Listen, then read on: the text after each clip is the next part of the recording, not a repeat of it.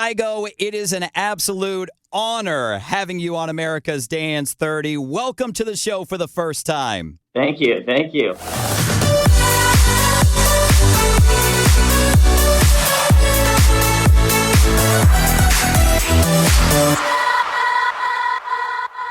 Not only is this your first time on AD30, but this actually might be the first time we're chatting. I know that we met really quickly years ago before one of your sold-out shows at Barclays Center. But but you were rude to us, so I'm glad we can... I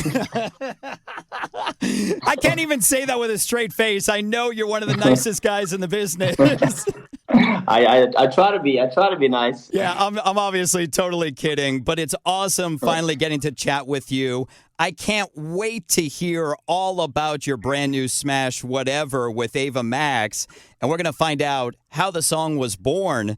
But first, since this is your first time on AD30, let's get to know Kygo a little better with Finky's firsts. Okay, yeah.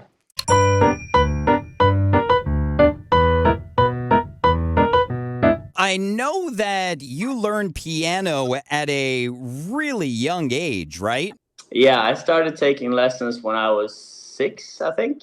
5, 6. But then you went to college for a degree in something totally different, like business and finance, right? Yeah, that's right. Yeah, I guess I didn't really think music was gonna... I didn't really think I would have a chance to break through, so I thought I'd better have a backup plan if this doesn't work out. So when you were growing up, was something in music the first thing you wanted to do, or was there something else you wanted to be?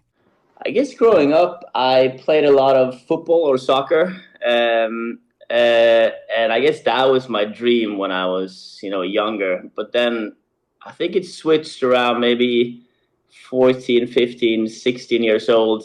At some point, I switched to, becoming more and more obsessed with music. And when I started producing, I guess that was when I was around 18. I knew that this is definitely, my dream. And soccer was in the past. And then music was the only thing I was dreaming about doing for a living. But that was really smart of you to get a degree in something else so you have to fall back on. I got nothing to fall back on. So if radio doesn't work, the only other thing I know how to do is make donuts. So well, I didn't really finish my degree, so I don't really have anything to pull back on either. So. Well, thank God this is working out for you. Yeah, thank God. Now, this year is the 10-year anniversary of Firestone, which is insane to think about. Yeah, that's kind of crazy. And then you've already got over 2 million streams on Whatever with Ava Max, which is incredible in the first week of release. But do you remember the first song you ever wrote or produced? I guess I produced, it's like a lot of different ideas. But the first song that I ever released before Firestone, I actually released a song on a small label and the song is called Epsilon. I think it's still on Spotify. So I think that's probably the first song that I ever, finished and actually released and put out. Gotcha. Now, of course, Kygo isn't your real name. It's a take on your first name and your last name. But when you were trying to come up with artist names, were there any other that were first on the list, or was Kygo pretty much it? I guess Kygo was the only nickname I've ever had. So it was kind of the only option. And my real name would not be an option because no one is able to pronounce it. So Kygo is a pretty natural, thing for me too. That was the only option I had. And when I was doing research, I saw that there's actually 2 different ways to pronounce Kygo. Is that right? I guess it's just like the Norwegian pronunciation would be Kygo. Wow. And the English would be Kygo. So Kygo. Mind blown. Yeah, and also I think Spain or Spanish, countries say something like Kygo or something similar like that. Well, no offense, but I'm going to stick with Kygo. It just sounds so much better. Yeah, that's totally fine. Now, you played shows and festivals all over the world, including back in 2016, the Olympics. But do you remember the first show you ever did? Yeah, I remember it very well. It was in Paris, actually. I played a small club for like 250 people, like below Moulin Rouge. It's like a kind of famous like place in Paris. So yeah, that was my first show ever, and I remember it very well because I was so nervous. I wonder what those 200 people think now that they got to see you for your first show. Yeah, hopefully they still like my music. You never know. Let's hope. Now, if I sat here and listed all the Kygo smashes, we would be here until 2025. But one of your most high profile ones from a few years ago was the remake of Whitney Houston, Higher Love. Do you remember the first musician that made you fall in love with music? Oof, that's a tough one. I don't know, like the first musician. There's definitely been different artists that has had, a big impact on, my music taste.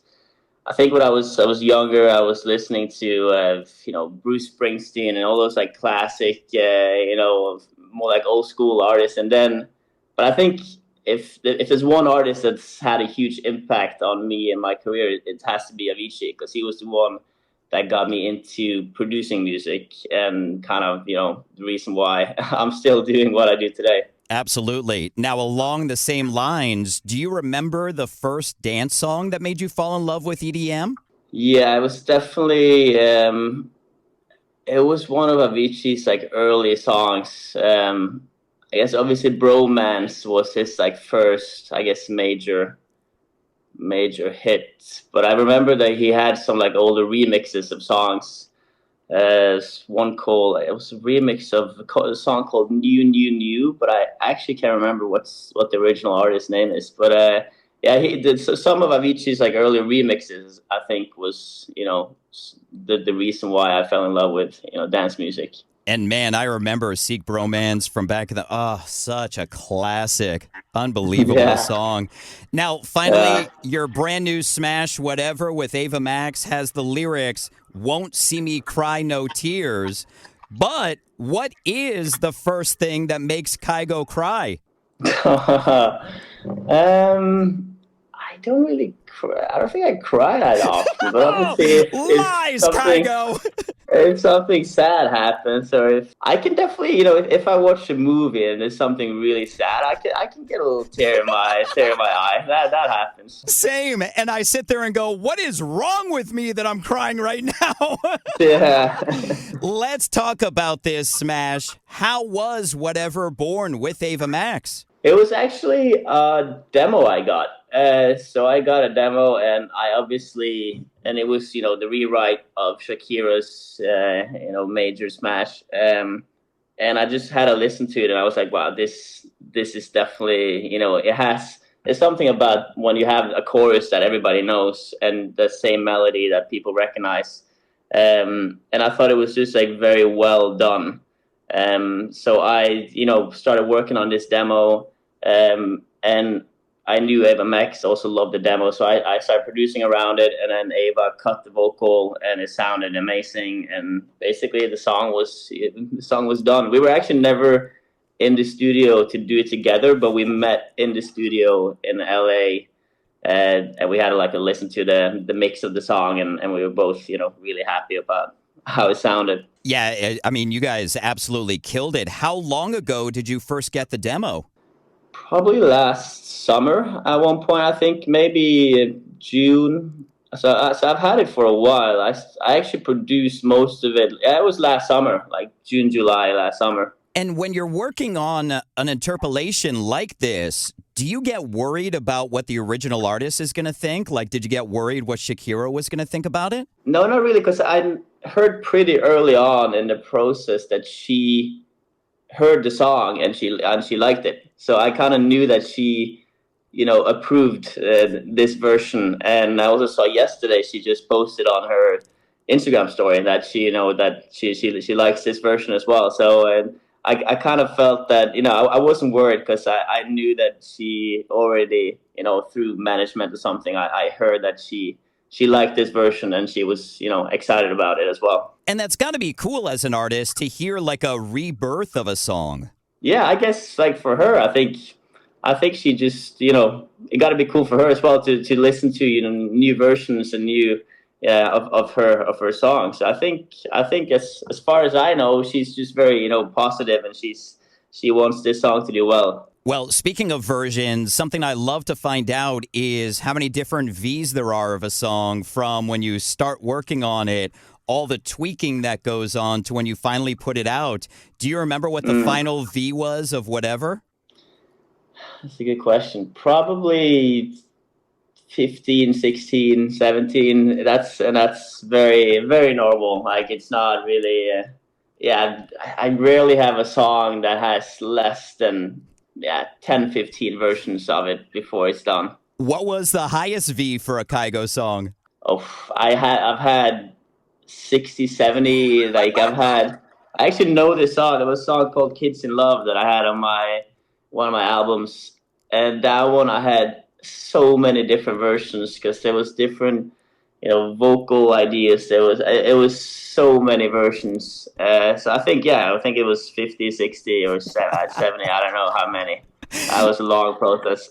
Now, when you get that high on V's, do you ever go back to like lower V's and go, no, this was better? I guess sometimes it happens, but it might not be a completely different song, but it might be, I might have changed the arrangement, but the song still is like the drop is still the same, but it's like there might be tiny, differences like between the different versions.